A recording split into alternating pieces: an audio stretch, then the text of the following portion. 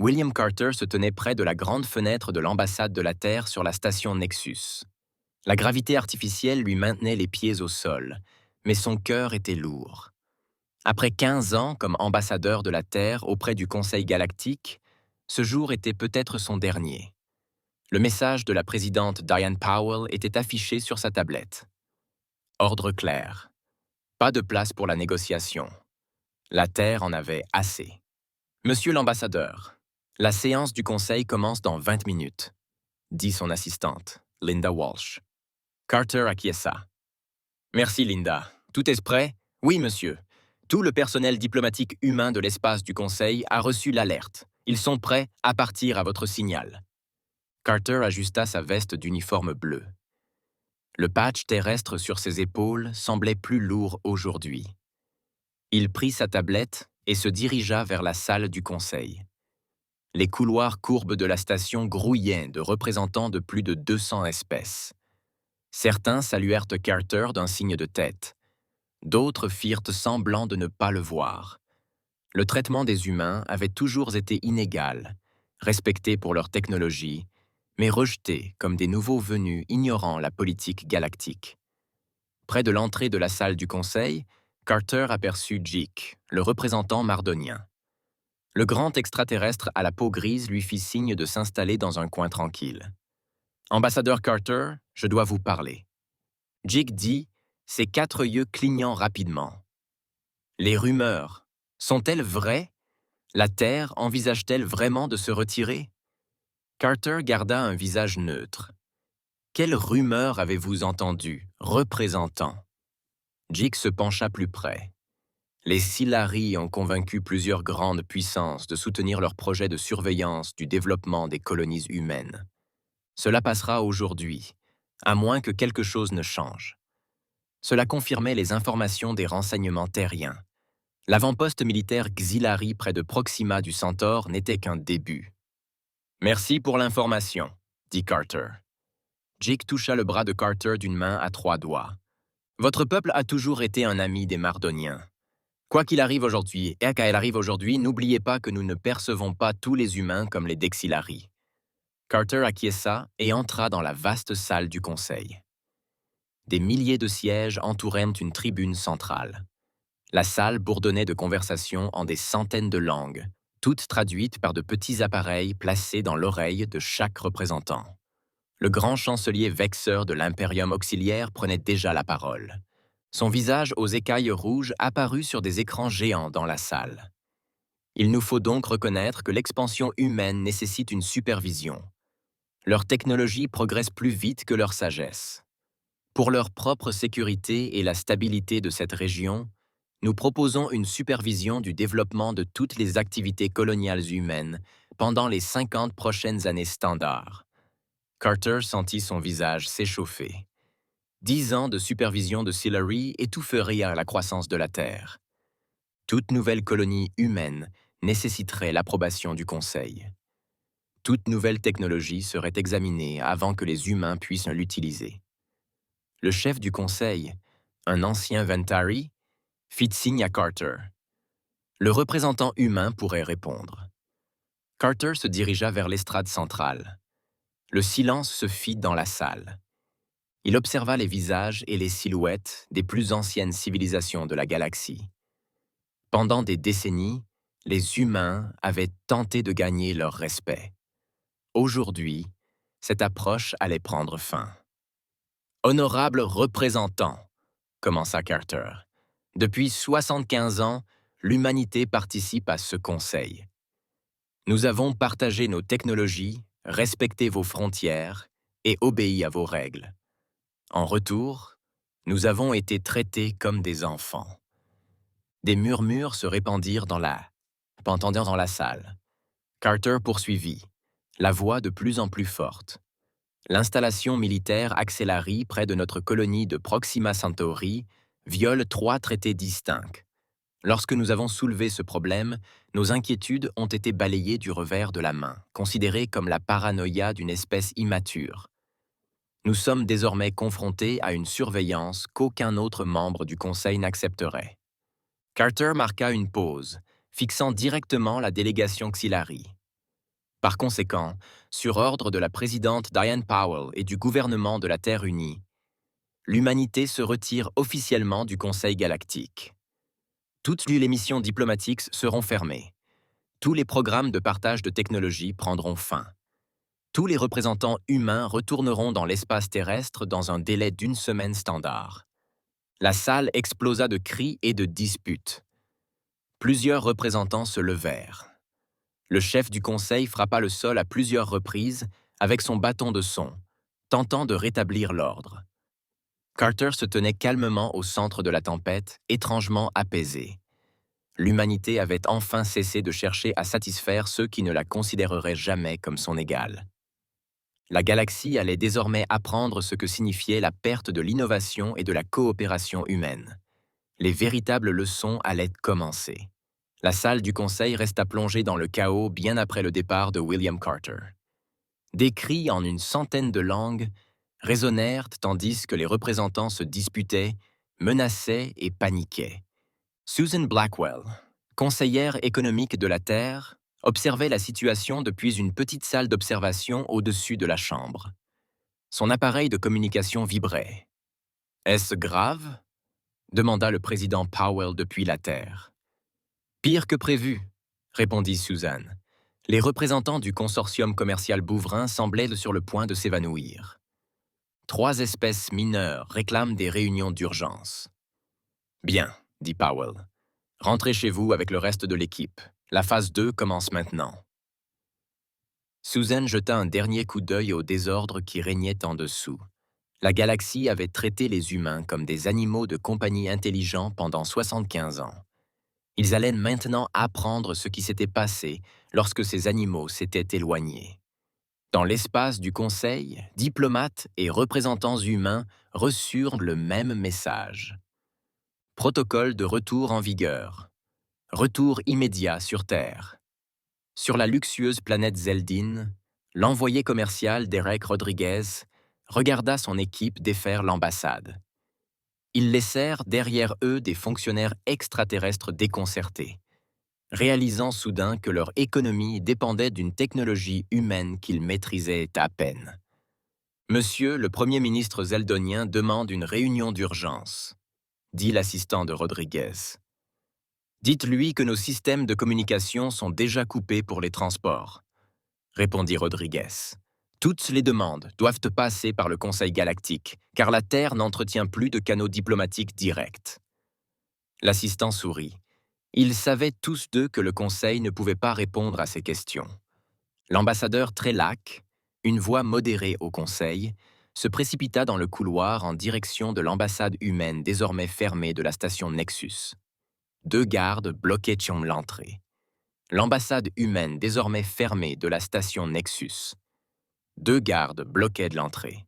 « S'il vous plaît, » dit le diplomate à 6 membres, « je dois parler à l'ambassadeur Carter immédiatement. Ce retrait causera des dommages incalculables à d'innombrables mondes. L'ambassadeur Carter est déjà parti pour la Terre, » dit un garde. « L'ambassade est fermée, alors mettez-moi en contact avec quelqu'un.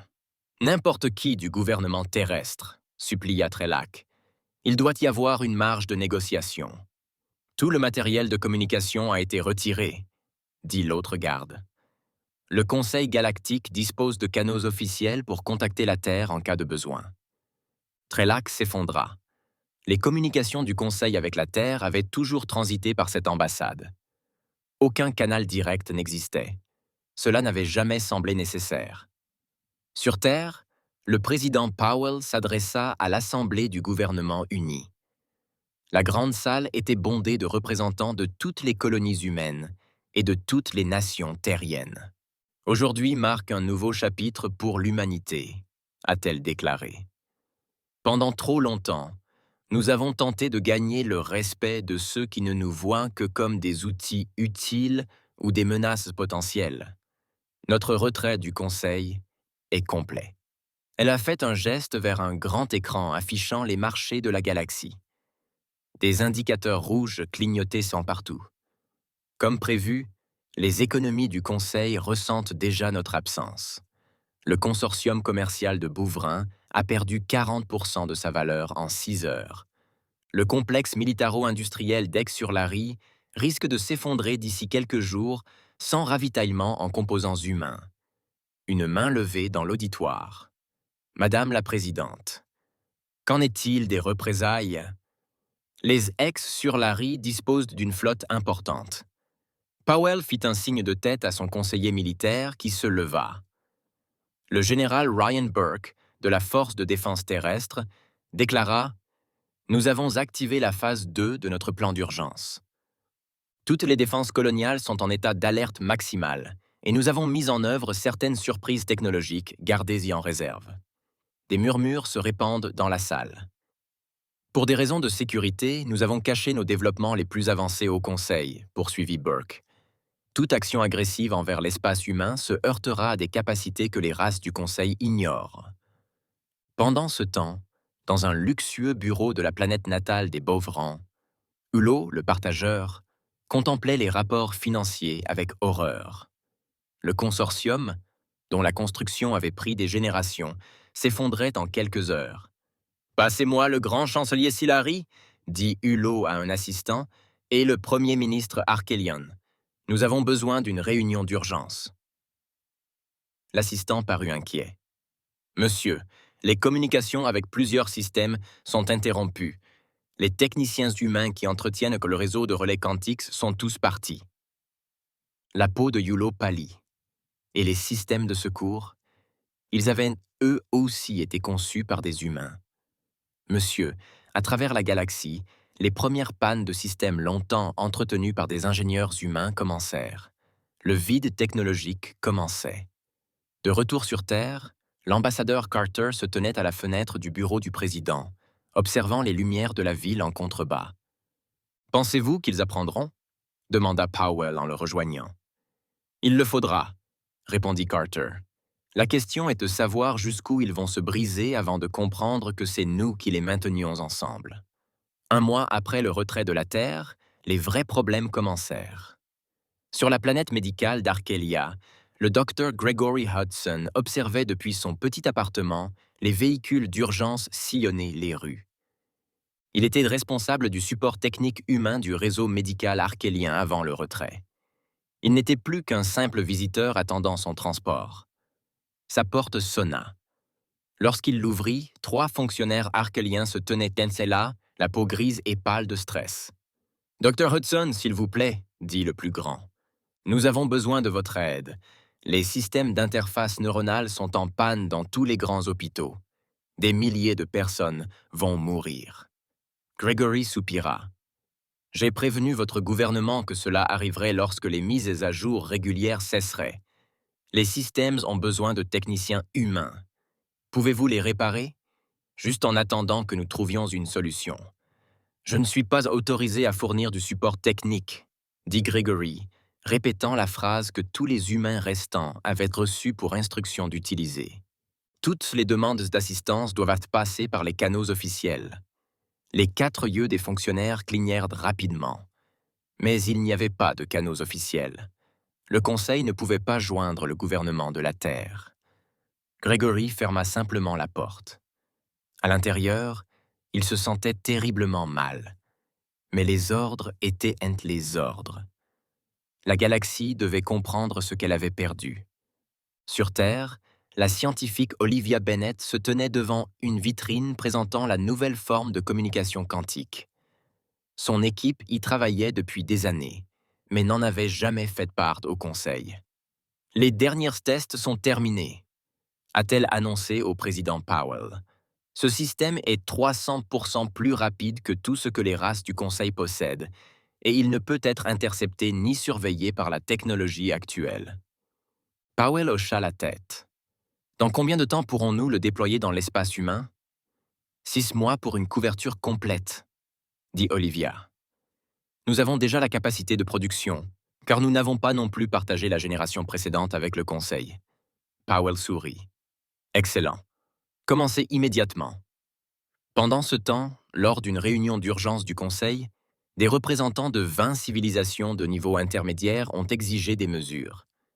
Leur porte-parole, l'ambassadrice Gintera, se tenait au centre de la salle.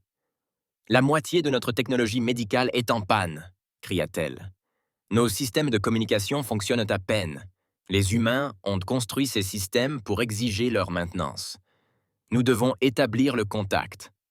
Le directeur de la sécurité du Conseil, Crave, un être reptilien massif, gronda depuis son siège. Nous avons essayé. Toutes sous les tentatives pour atteindre la Terre par les voies traditionnelles ont échoué. Nous devons alors essayer des voies non traditionnelles, a déclaré Jintera.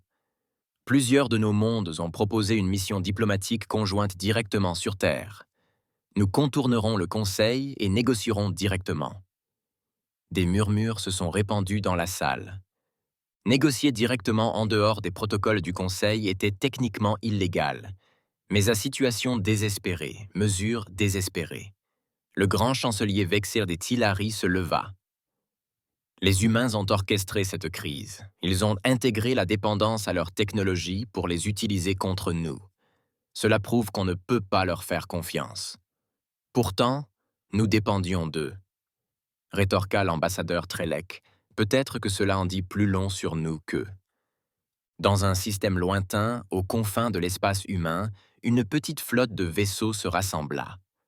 Ils transportaient des représentants de 12 mondes fortement dépendants de la technologie humaine. Leur mission était simple: atteindre la Terre et ouvrir des négociations directes. L'ambassadrice Jintera observait depuis le pont de commandement les vaisseaux se préparer à s'élancer vers la vitesse de la lumière. « Sommes-nous certains que c'est sage ?» demanda son assistant. Les humains pourraient percevoir une flotte approchant comme une menace. « Nous diffusons nos intentions sur toutes les fréquences, » répondit-elle, « et nous voyageons à bord de vaisseaux diplomatiques non armés. Si les humains tiennent vraiment à la paix comme ils le prétendent, ils nous entendront au moins. » Les vaisseaux disparurent en vol à grande vitesse, se dirigeant vers le système solaire. De retour sur Terre, le président Powell reçut le rapport des stations de surveillance frontalière, une flotte diplomatique venue de mondes non membres du Conseil, l'UTEL, demandant des pourparlers directs. L'ambassadeur Carter étudia les données. C'est intéressant. Ce sont des mondes qui nous ont toujours soutenus lors des votes du Conseil. Ils enfreignent le protocole du Conseil en venant directement à nous. Devrions-nous les recevoir ? Demanda Powell. Carter hocha lentement la tête. Oui, mais pas sur Terre. Dirigez-les vers notre station sur Europe. Et assurons-nous qu'ils comprennent qu'il s'agit d'une exception et non d'une nouvelle politique. Et les demandes de communication du Conseil lui-même. L'expression de Carter se durcit. On les ignore encore. Laissons-les mijoter encore un peu. Ils n'ont pas encore assez souffert pour apprécier pleinement ce que nous leur avons proposé. L'amiral John Miller se tenait sur le pont du vaisseau de défense terrestre Intrépide, observant l'écran tactique, les yeux plissés. Des mouvements inhabituels avaient été détectés aux confins de l'espace humain depuis une semaine. Les Ixellari manigançaient quelque chose. « Amiral, nous avons confirmation », dit son officier de communication. Les scanners longue portée montrent une flotte Xellari se rassemblant près du secteur de Rigel. Au moins 30 vaisseaux de guerre. Miller hocha la tête. Envoyez les données au commandement terrestre. On dirait que les Xilluri passent enfin à l'action. Dans son bureau sur Terre, la présidente Powell examina le rapport avec ses conseillers militaires.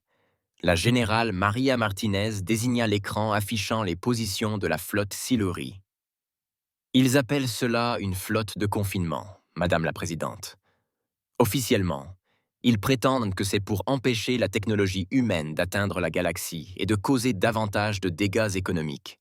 L'expression de Powell resta calme, et officieusement. C'est une démonstration de force, répondit Martins. Les Silari pensent que nous serons intimidés et que nous retournerons au Conseil selon leurs conditions. Ils ne nous comprennent toujours pas du tout, dit Powell. Elle se tourna vers son chef de la sécurité. Le projet pare-feu est-il prêt ? Lisa Franklin, ingénieure en chef du projet, acquiesça. Oui, Madame la Présidente, tous les systèmes sont opérationnels. Le réseau est entièrement déployé autour de nos mondes frontaliers. Il est temps de montrer aux Xillari ce que nous avons caché. Powell appuya sur un bouton sur son bureau. Activez le projet pare-feu. Code d'autorisation. Powell Epsilon 7-2. Au cœur de l'espace, près des mondes coloniaux de la Terre, des satellites et des stations cachées se sont mis sous tension. Une technologie jamais partagée avec le Conseil galactique a pris vie. À bord du vaisseau amiral Tillary, le commandant Drescore a reçu un message prioritaire de vaisseaux éclaireurs qu'il avait envoyé vers l'espace habité. Commandant, nous avons détecté des relevés énergétiques inhabituels dans la région frontalière, a rapporté son officier scientifique. Rien de tel que ce que nous avons déjà vu chez les humains. Drescore agita la queue avec impatience.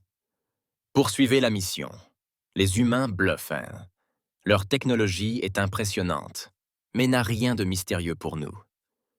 Nous étudions leurs capacités depuis des décennies. Le groupe Scout, composé de 5 des vaisseaux Silari les plus rapides, accéléra vers la colonie humaine sur Wolf 359. Leur mission était simple. Pénétrer dans l'espace humain, recueillir des renseignements sur les défenses et revenir. L'armée xilaire avait effectué des centaines de missions similaires aux frontières d'autres espèces. Alors que les éclaireurs pénétraient en territoire humain, des alarmes retentirent sur leurs passerelles. Des capteurs détectèrent la formation de champs d'énergie autour de leurs vaisseaux. Avant qu'ils puissent réagir, chaque vaisseau fut entouré d'une bulle bleue brillante. À l'intérieur du vaisseau éclaireur de tête, le capitaine vit une alarme retentir tandis que leurs moteurs s'arrêtaient. Tous les systèmes du vaisseau s'éteignirent, puis redémarrèrent en mode survie de base. Ils étaient morts dans l'espace. Un message apparut sur leur écran principal, en parfait script auxiliaire. Vos vaisseaux ont été confinés par des systèmes de défense automatisés. Aucun mal ne sera fait à vos équipages si vous ne résistez pas. Vous serez escortés jusqu'à un centre de détention pour y être examinés. De petits vaisseaux humains sans équipage sont apparus autour de chaque vaisseau capturé. Aucune arme n'a été tirée. Aucune menace n'a été proférée. Les éclaireurs auxiliaires furent tout simplement capturés. Lorsque la nouvelle parvint au commandant Drescore, il n'en crut pas ses yeux. 5 de leurs vaisseaux les plus avancés avaient été capturés sans un coup de feu. Impossible.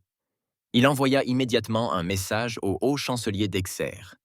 Les humains possèdent une technologie bien supérieure à ce qu'ils révèlent au Conseil.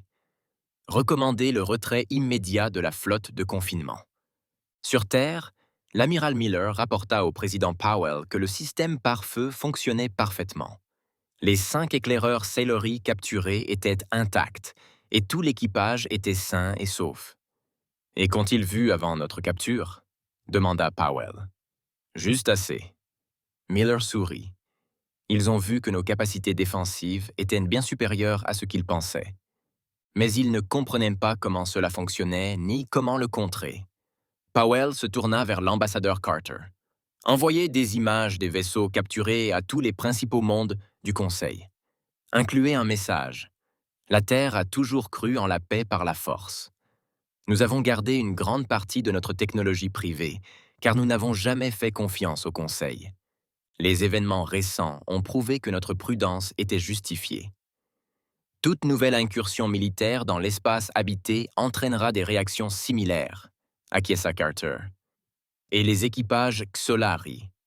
Traitez-les et renvoyez-les sains et saufs, dit Powell. Mais assurez-vous qu'ils voient suffisamment de notre technologie pour diffuser l'information.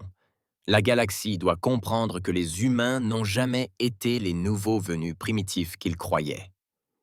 6 mois après le retrait de la Terre, la salle de réunion du Conseil galactique était presque à moitié vide.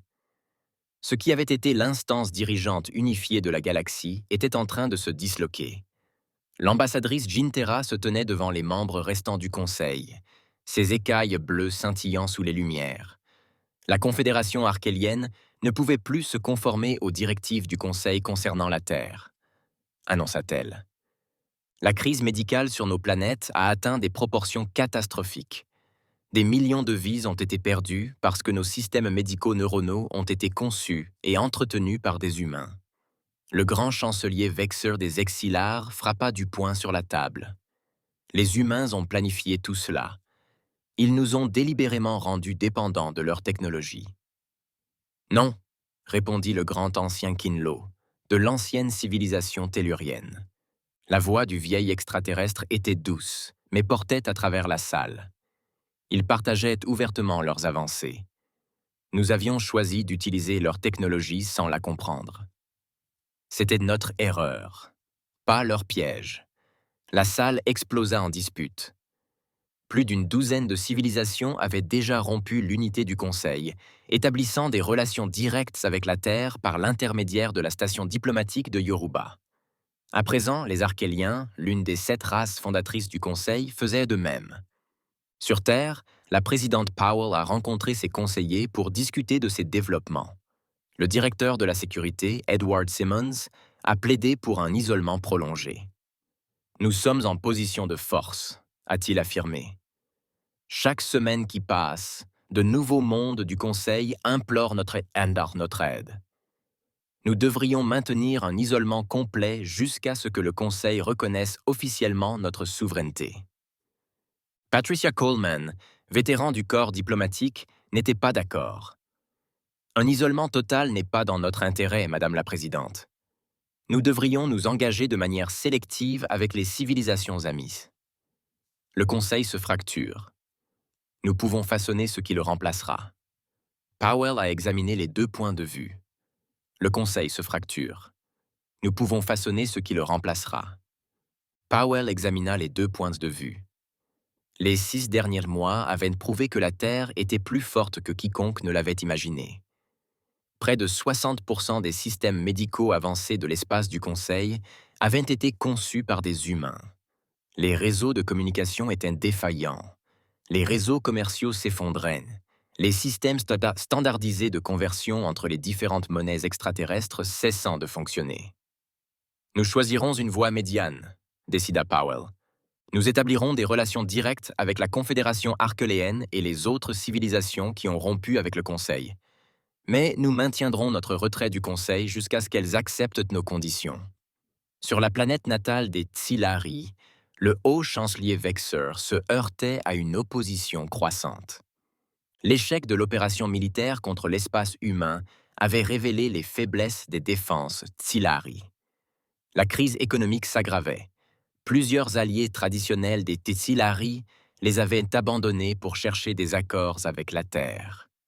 Les humains nous ont humiliés. Vexer cria à ses conseillers militaires. Nous devons riposter par la force. Le général Krassour, qui avait examiné les rapports des vaisseaux éclaireurs capturés, secoua la tête. Chancelier, nous ne pouvons pas gagner un conflit direct. La technologie que nous avons observée à leurs frontières surpasse nos meilleurs systèmes d'au moins 50 ans. Les humains ont dissimulé leur véritable capacité. Alors nous trouverons d'autres solutions, siffla Vexer.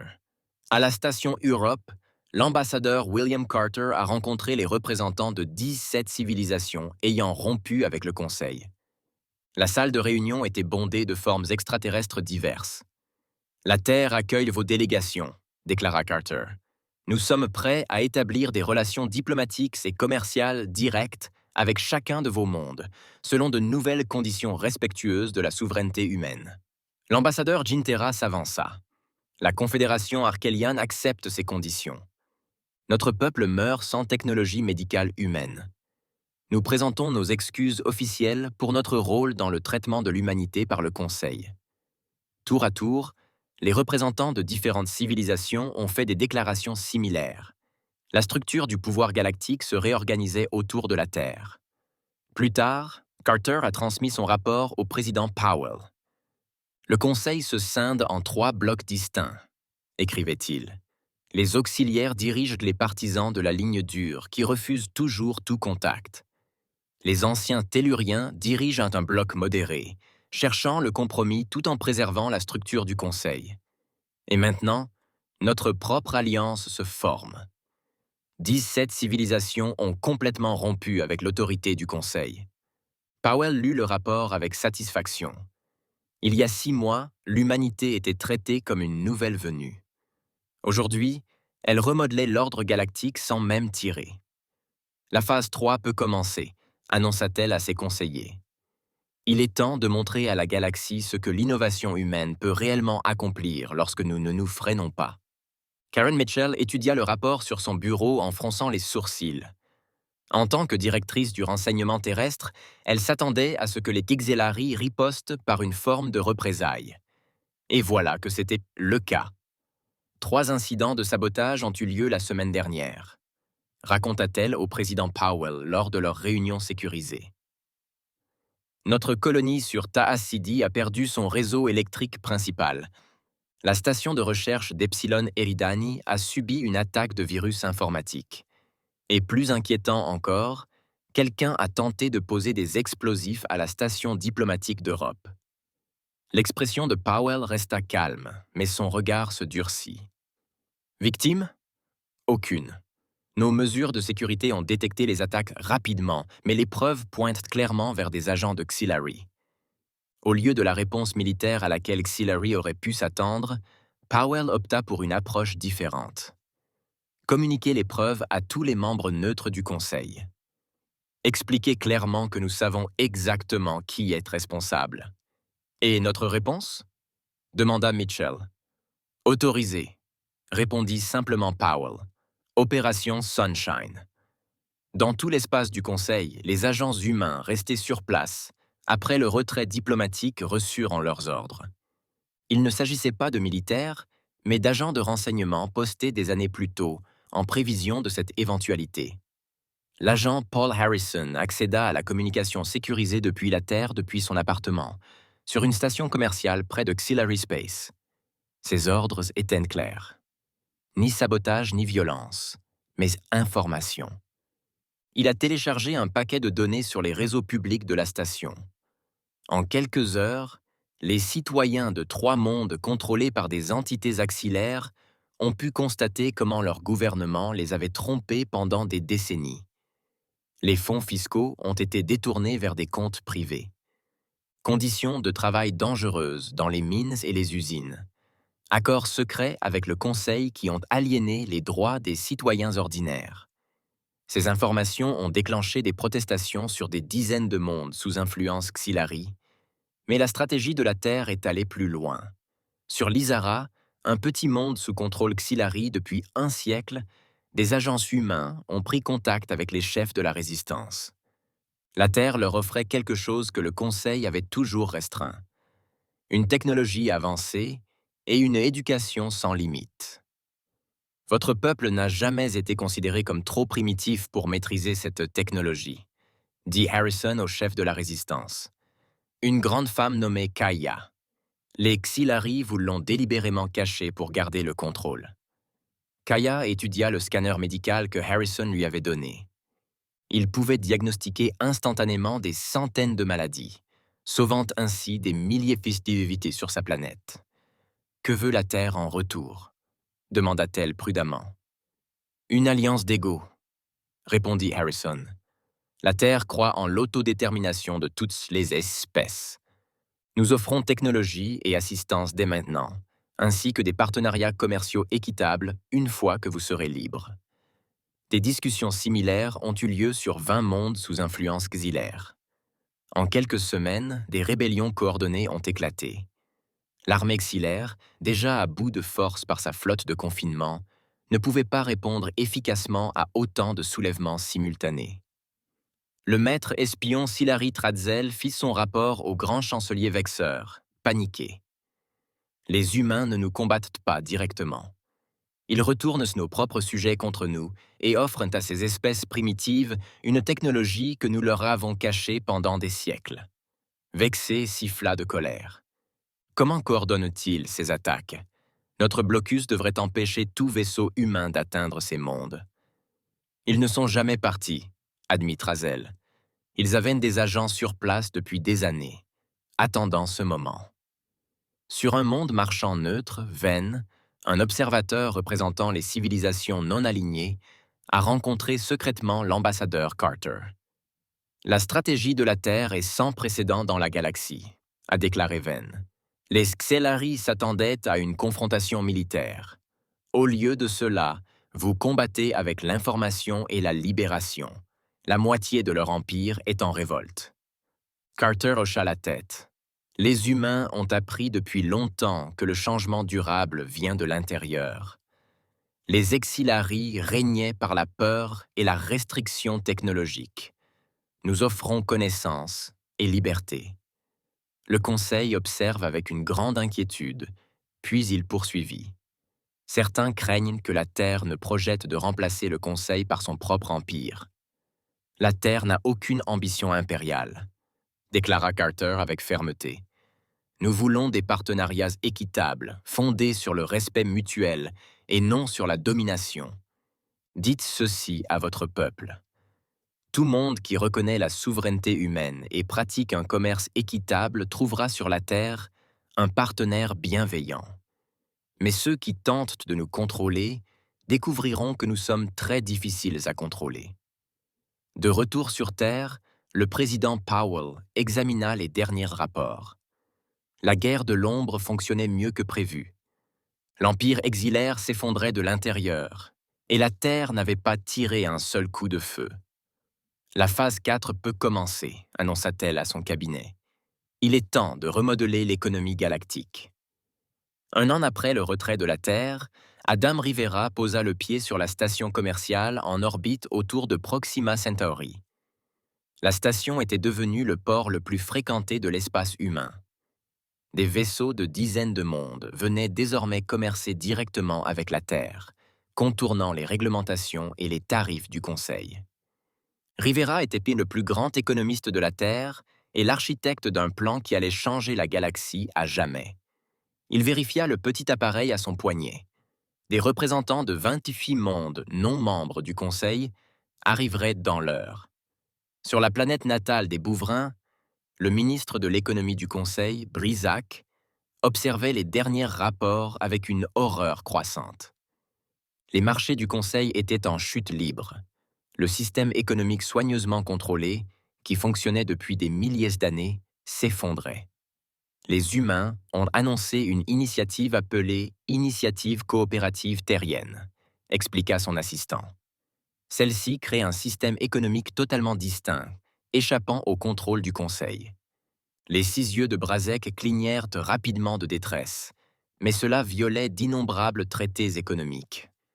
Des traités qui ne s'appliquent plus à la Terre depuis leur retrait, lui rappela l'assistant, et de nombreux mondes envisagent désormais de rejoindre cette nouvelle alliance économique. Dans la salle de réunion de la station Proxima, Rivera s'adressa aux représentants rassemblés. Les extraterrestres étaient de toutes formes et de toutes tailles, des grands et minces archéliens aux petits vantaris poilus. Depuis des millénaires, le Conseil contrôle le commerce galactique, expliqua Rivera.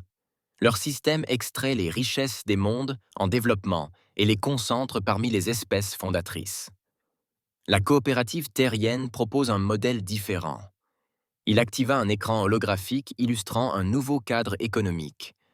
Notre système est basé sur le développement mutuel plutôt que sur l'exploitation. Les mondes membres conservent le contrôle de leurs ressources. La technologie est partagée plutôt que restreinte. Et surtout, aucun membre ne peut imposer de règles économiques aux autres. Le représentant au commerce Gartuk, issu d'un monde minier indépendant, a lancé une nouvelle offensive. Le Conseil affirme que ce système entraînera un chaos économique. Rivera sourit. Le Conseil craint le changement. Leur système les a enrichis en maintenant les autres dans la pauvreté. Notre approche créera davantage de prospérité pour tous, même si elle risque de réduire l'extrême richesse de l'élite.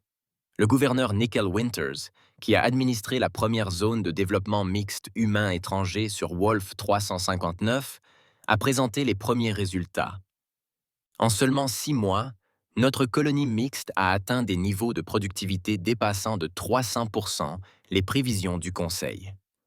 Lorsque les espèces collaborent sur un pied d'égalité plutôt que de manière hiérarchique, l'innovation s'accélère. Un par un, les représentants ont posé des questions. Rivera et Winters ont répondu avec patience et transparence. À la fin de la réunion, 23 mondes avaient accepté de rejoindre la coopérative terrienne. Sur la planète luxueuse de Varex Prime, le magnat des affaires Viron Tell voyait sa fortune fondre tandis que les marchés continuaient de s'effondrer. Son vaste empire commercial reposait sur des règlements du Conseil qu'il avait contribué à rédiger. Des règlements qui accordaient à son entreprise des avantages particuliers. C'est inadmissible, a-t-il déclaré à ses collègues de l'élite économique du Conseil lors d'une réunion d'urgence. Si ce modèle humain se propage davantage, notre mode de vie tout entier disparaîtra. Un vieux magnat hocha gravement la tête. J'ai parlé au grand chancelier Vexe. Les Ixellari sont prêts à engager une action militaire, malgré leur récent revers. Nas! Vurantel secoua la tête. L'action militaire a déjà échoué et échouera encore. Nous devons attaquer directement leur modèle économique.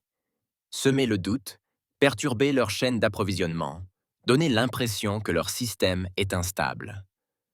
De retour sur Terre, le président Powell fit le point avec Rivera sur le succès de la réunion de Proxima. 23 mondes ont rejoint le Conseil et 15 autres envisagent de le faire, a rapporté Rivera. Le modèle économique du Conseil est confronté à son premier véritable défi depuis 2000 ans. Powell acquiesça avec satisfaction. Comment réagissent-ils? Comme prévu, les élites économiques paniquent. Nos renseignements suggèrent qu'elles prévoient de saboter le nouveau système. Ils n'y parviendront pas, dit Powell avec assurance. Leur système reposait sur le contrôle et la restriction. Le nôtre repose sur l'ouverture et la collaboration. Il est intrinsèquement plus résilient. Dans l'espace lointain, le long des frontières entre les territoires humains et ceux du Conseil, un flot constant de vaisseaux transportait des réfugiés, des scientifiques, des ingénieurs et des penseurs venus des mondes du Conseil en quête de liberté dans l'espace humain. Ils apportaient leurs connaissances, leurs compétences et le désir de vivre dans un système valorisant l'innovation plutôt que la tradition. La plus grande révolution de l'histoire galactique se produisait sans qu'une seule bataille n'ait été livrée. Les armes éteignent les idées, et l'humanité gagnait. 18 mois après le retrait de l'humanité, la grande salle de réunion sur Terre était remplie de représentants de toute la galaxie. L'ancien Conseil galactique, qui existait depuis des millénaires, ne fonctionnait plus comme une entité unifiée. À sa place, 3 groupes de pouvoirs distincts s'étaient formés. La présidente Diane Powell, qui en était à son second mandat, se tenait à l'estrade centrale. Derrière elle flottaient les drapeaux des 72 mondes, ayant rejoint la coopérative de mondes indépendants dirigée par les humains. Aujourd'hui marque un nouveau chapitre dans l'histoire galactique, a annoncé Powell. Les accords Sol établiront de nouveaux principes de coopération entre toutes les civilisations, fondés sur le respect mutuel et le développement partagé. William Carter, l'ambassadeur dont le discours de retrait avait tout déclenché, observait depuis une salle annexe. Après son discours d'ouverture, Powell présenterait les détails des accords aux délégués réunis. « Aviez-vous imaginé que cela se passerait ainsi ?» demanda Rebecca Chen, une jeune diplomate devenue le prodige de Carter. Carter secoua la tête. « Franchement, non. Nous espérons gagner le respect et l'indépendance. Nous n'avions jamais imaginé remodeler l'ordre galactique dans son ensemble. » Dans l'auditoire, des représentants des 3 blocs de pouvoir écoutaient le discours de Powell. Le groupe le plus nombreux venait de la coopérative, des mondes qui s'étaient alliés directement à la Terre. Ils étaient assis fièrement aux premières loges. Derrière eux étaient assis les délégués du vestige du Conseil traditionnel mené par le grand ancien Kinlo, de l'ancienne civilisation tellurienne. Ces espèces croyaient encore à la structure du Conseil, mais reconnaissaient désormais que les humains méritaient un statut égal. Au fond, un petit groupe de délégués du Concordat Xilari observait la scène avec une expression soigneusement neutre. L'Empire Xilari avait été gravement affaibli par les rébellions soutenues par la Terre. Le haut général Krasser, représentant du Concordat, n'était venu sur Terre qu'après avoir reçu des garanties de passage sûr. Les 18 derniers mois nous ont tous appris d'importantes leçons, poursuivit Powell. L'ancien ordre fondé sur la hiérarchie et le contrôle ne pouvait survivre face à une remise en cause. La nouvelle communauté galactique que nous bâtissons aujourd'hui doit être fondée sur des principes différents. De son siège, Kinlo hocha lentement la tête. L'ancien Tellurien avait vécu plus de 300 ans et siégé au Conseil pendant la majeure partie de cette période. Pourtant, durant toutes ces années, son peuple n'avait jamais connu de changement aussi rapide. Nous, membres du Conseil traditionnel, reconnaissions que ce changement était nécessaire. Kinlo a déclaré lorsque son tour est venu de parler. Pendant trop longtemps, nous avons confondu stabilité et progrès. Nous avons confondu tradition et sagesse. Les humains nous ont montré une voie différente. Même le haut général Krassar, appelé à la parole, a admis la réalité. Le Concordat Xilari ne partage pas la vision humaine de la galaxie. Mais nous reconnaissons sa force et son esprit d'innovation. Les accords de Sol offrent des conditions équitables, même à ceux qui étaient autrefois ennemis. William Carter monta enfin à la tribune. L'instant semblait irréel. 18 mois auparavant, il s'était présenté devant le Conseil pour annoncer le départ de l'humanité. Des représentants de toute la galaxie étaient désormais venus sur Terre, aux conditions de l'humanité. Les accords de l'âme établissent 3 principes fondamentaux, a expliqué Carter. Premièrement, la souveraineté de toutes les espèces intelligentes sur leur propre développement. Deuxièmement, le libre-échange de technologies et de connaissances sans restrictions artificielles. Troisièmement, une coopération économique qui profite à tous les partenaires, et pas seulement aux plus puissants. Tandis que Carter parlait, des cris dans la salle ont diffusé le texte intégral des accords. Contrairement au complexe, Lou respectait les documents de l'Ancien Conseil. Les accords d'âme étaient clairs et directs. Plus tard dans la soirée, tandis que des dîners de célébration étaient organisés partout dans le monde, Carter se tenait aux côtés du président Powell sur le balcon de la salle de réception. « À votre avis, que va-t-il se passer ensuite ?» demanda Powell en levant les yeux vers les étoiles. « Des défis surgiront, » répondit Carter. « Les auxiliaires nous en veulent encore. Certaines races des anciens conseils résisteront au changement. Mais la galaxie a été transformée. L'humanité a trouvé sa force non dans les armes ou les menaces, mais dans notre volonté de nous retirer et de construire quelque chose de meilleur. De l'autre côté de la salle, des diplomates humains se mêlent à des extraterrestres venus de dizaines de mondes. Les espèces qui communiquaient à peine sous l'Ancien Conseil discutaient désormais d'accords commerciaux et d'échanges culturels. D'anciens ennemis exploraient prudemment des terrains d'entente. L'ironie, dit Carter en souriant, est qu'en quittant la communauté galactique, nous nous sommes retrouvés au centre de celle-ci.